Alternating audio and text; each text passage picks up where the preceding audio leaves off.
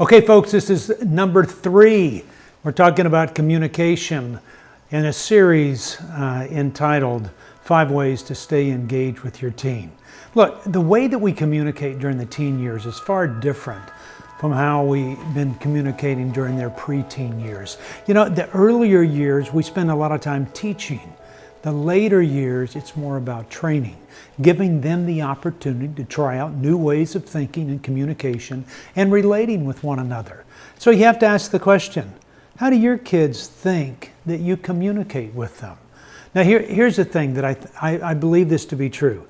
If you use the parenting tools that made you successful in the preteen years during the teen years, you're going to fail as a parent.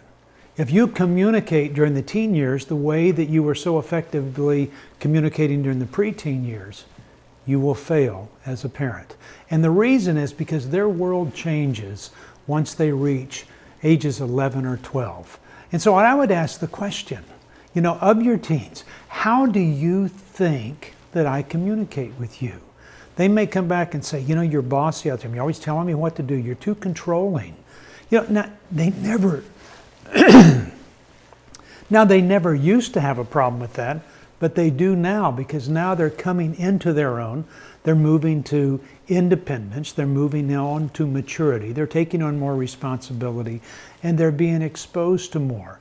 And so as a child moves into this 11 and 12 years of age, which is more of a training mode than a teaching mode, it means that they want to start making decisions and start deciding and building their own life. It's a normal process of adolescence. So ask them the question, how do you think that I communicate with you? What would that be? And ask them this, do you think that I parent you to fulfill my role as a parent or a grandparent, or do I parent you to help you? And what are you doing here? You're trying to help your teen learn to think on their own rather than always being dependent on you, which is what they'll need desperately if they're going to survive when they leave home. Here's one of the goals. I think communication becomes so key here that you've got to move from a teaching model to a training model. That teaching model is 1 through 12 years old. The training model, 12 to 19 years old. You have to change the way you engage. Instead of giving answers, you should have to start asking questions. Perhaps instead of lecturing all the time, which works well in a teaching model, that you now spend time having more discussions. Along the way, you've got to change the way that you engage, because your kids now hear things differently. And if you don't, every time you talk to them, they're going to think that you're treating them like a young kid, and they're going to rebel to establish their own maturity, to establish their own territory, and they're going to push you out eventually. The other thing is you need to start sharing more wisdom instead of information. And the reason for that is this. It's because of these things right here. This has changed the way that kids gather information. Now, when you and I grew up, information in this world turned over every 13 years. And not to go through a long explanation, but written, codified information now doubles every hour and a half. Next year, it'll double every hour. Next year, it will double every hour and a half. So that what that means is this, that there is so much information out there that kids are shutting people down who just share information. It's because of this. Hey Siri, how many people died in the Civil War? There were 1,691,851 casualties during the American Civil War, with 828,193 from the United States of America and 863,658 from the Confederate States of America. If all you do is share information, I don't need you anymore, because I have access to every bit of information there is right here. But what I'm longing for is wisdom. And there is a big difference between the two. One of my greatest fears for kids is that they're now interpreting Scripture as just another piece of information. I think it's our role to help kids understand how to apply all the information they've gathered throughout their years. Information works well during the preteen years, but it doesn't work well during the teen years when they long for a sense of wisdom. So here, let me tell you this, and at the risk of offending some people.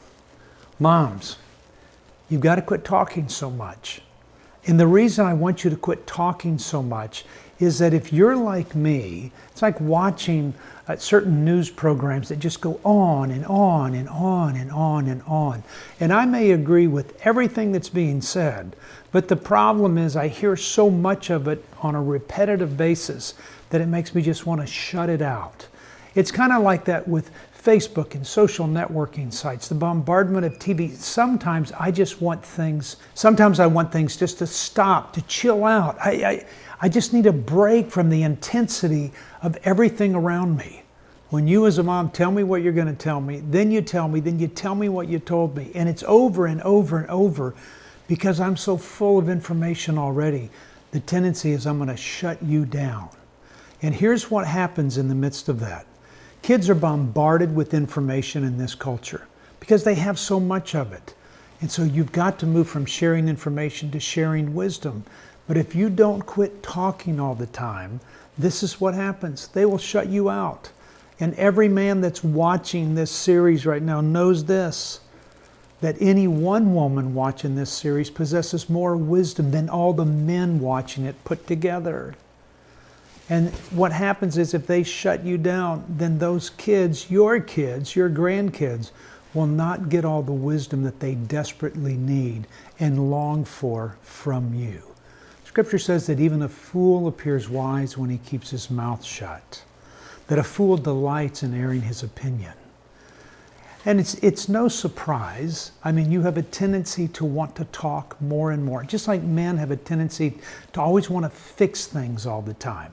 And they'll destroy relationships because they're always trying to fix somebody or make them better. When sometimes the message needs to be that it's okay for a child just to be broken and to not be all put together. So we have this tendency to always share information so our kids aren't getting what they want, so they go somewhere else. Or we're trying to fix them all the time, and they go, I don't want to be fixed. I just want to be listened to. So it's important to move from sharing information to now sharing more and more wisdom. And you would say, well, how do I do that? Okay, let me give you a couple of examples here.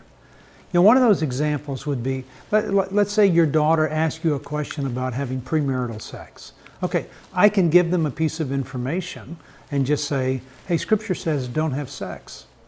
The problem is the child already knows that. That's a piece of information that they've gathered somewhere. They need to hear the wisdom behind that desire that Scripture tells us. And it may be this, that the wise answer would be, sweetheart, you have a choice to do whatever you want to do. And I just want you to make good choices. But I have found this, that having sex before marriage has an amazing way of causing, just confusion within relationships. And if this is the guy you want to marry, I would ask that you just hold off. Now, doesn't that sound a little bit better than saying, just don't have sex? Believe me, your kids want to hear the wisdom behind it. To a son that says, hey, Dad, did you smoke pot when you were in high school? It may be that you share with him, not just don't smoke pot because it's not legal or, for whatever reason. It may be, I don't want you to do it because of what I've seen, what I have thought about, and what I've reflected on. It's the observation, reflection, and experience that somebody will gather wisdom. And so by your wisdom that you share with them, it may be, I see that what it does is causes kids to lose their motivation, or they don't want to do things, or they become dependent on having to feel a certain way to function throughout the day. It just means this, that I am now communicating the wisdom behind all the information that has been shared with the child so that they can move on and understand how to apply the teaching to their world. Now, here's another thing I would tell you. Fewer words, more understanding. You don't have to talk as much, and you have to listen more. A lot of times I'll sit down with kids and my response to them is, wow, really? Wow, gee, really? And all during that conversation, I could have shared my opinion. I could have told them what I thought. I could have told them how to correct a lot of things. I could have said, you need to do this, you need to do that, you need to quit doing this. But sometimes it's just best to listen and let them know that I'm more concerned about their expressing what they really feel than I am about sharing my opinion with them all the time. Let me give you some other pointers about communication. One of those things is don't answer everything right away. You may want to say to them, I need time to think about that for a while. Or maybe just, I don't know, let me find out. Or I'm not sure what you're asking, can you rephrase that? The tendency is we want to start giving answers when we're asked a question. And perhaps what we need to do is start asking them questions back to allow them to start to cultivate the things that they know, to bring them to a conclusion rather than us telling them what the conclusion is. What you're doing is training them to do this and take their time and to think so they can make the right decision. They're watching not only for your answers, but they're also watching how you come to the conclusions that you do about life. And so let me give you just a few communication strategies that I have found to be helpful. The first thing would be this: be brief. Look, I prefer a half dozen 10-minute conversations than an hour-long conversation. There is something about that spread over a period of time that just allows a child to know that I'm listening to you all the time. I just don't have one big conversation, then wait a few months and have another one. I spread it out over a period of time. I don't have to have these long conversations. The second thing would be this: instead of open-ended questions, why don't you have open-ended discussions?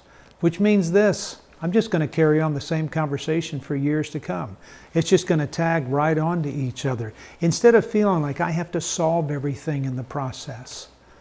Here's a third thing: quit interrupting. Let a child answer or express their feelings without you interrupting. Scripture says that a fool will answer a question before it's even asked. Let them speak. You have spent years, and they have spent years listening to you. Now it's your turn to listen to them. And do this also. Take advantage of texting and messaging. Take advantage of that. Be more about listening and less about having to share your story. Share your story when you're asked, but don't put your desire to share your stuff above listening to theirs. And lastly, do this.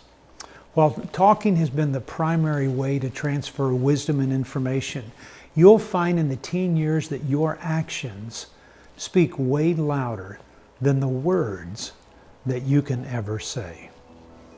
Okay, do this. Finish this up and go ask your teen. Text them.